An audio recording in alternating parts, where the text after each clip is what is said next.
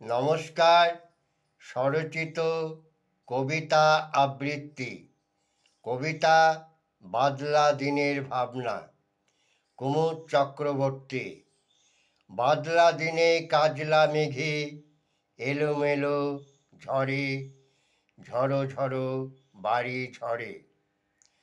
গাছগাছালির পরে বৃষ্টি পড়ে, খড়ের চালে বৃষ্টি পড়ে ছাদে।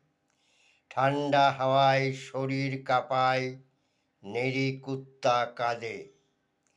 হুড়ো বেড়াল লেজটি তুলে ড্যাব ডেবিয়ে চায়। বেজায় ভয়ে চড়ুই পাখি ভাবছে কোথা যায়। এমন দিনে ভাবছি বসে, সোনা রবির দেখা কই। মেঘের মাঝে লুকিয়ে আছে কেমন করে সই। নমস্কার।